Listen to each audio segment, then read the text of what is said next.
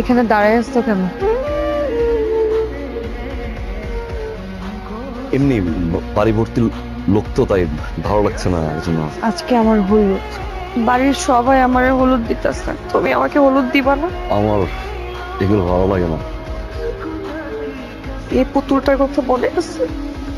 সেই ছোটবেলা থেকে এখন পর্যন্ত ওকের মধ্যে না জড়ায় ধরে রাখছি। খুব শখ ছিল তুমি আমার জন্য জামাই সাজবা, আমাকে বিয়ে করে নিয়ে যাবা। বাড়ি ভর্তি মানুষজন দেখতে ঝামেলা হবে, এখান থেকে যাও। আমি কেন যাব? আমি তো অন্ধের মতো তোমাকে ভালোবাসছি। আমি তোমাকে বুঝাতে পারলাম না আমি তোমাকে কতটা ভালোবাসি। কেন তুমি বুঝে ভাই? তুমি আমাকে ভালোবাসো। একটা বার শুনতে চাই তোমার মুখ থেকে তুমি আমার ভালোবাসো। একটা বারের জন্য বলো না তুমি আমাকে ভালোবাসো। ভালোবাসা? তুমি আমাকে যতটুকু ভালোবাসো তার চেয়ে অনেক বেশি আমি তোমাকে ভালোবাসি।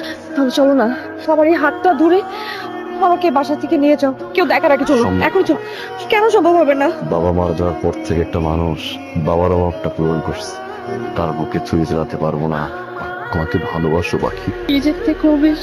সব ভালোবাসা পূর্ণতা পায়, কিছু কিছু ভালোবাসা মাঝ পথে থেমে যায়। আজ থেকে আমাকে ভুলে যা, কখনো আমার সামনেও আসবো না।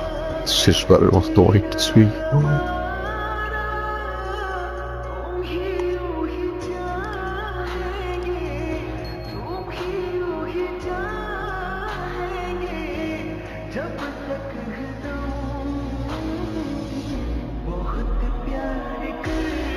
কত করে বলছি এই ছেলেকে বাসায় জায়গা দেওয়ার দরকার নাই। না, আমার ভাইগনার মতো ভাইগনা হয় না। আর হইছে না, এই যদি পাড়া প্রতিবেশী শুনে মানিজ্য থাকবো কিছু। আজ পাইতে কাল সকালে মাইয়ার বিয়া, কখন না জানি আমার মাইয়া নিয়ে পলায় ভাইগা যায়।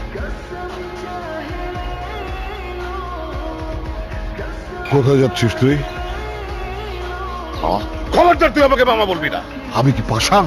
তার এতদিনের ভালোবাসা বিসর্জন দিয়ে শুধু আমার মান সম্মানের জন্য বুকে পাথর চাপা দেয়। একবারও বলতে পারলি না আমাকে? আর তোর মতো ছেলে পাওয়া তো আমার জন্য ভাগ্যের বিষয়। এই তোর পাখি, যা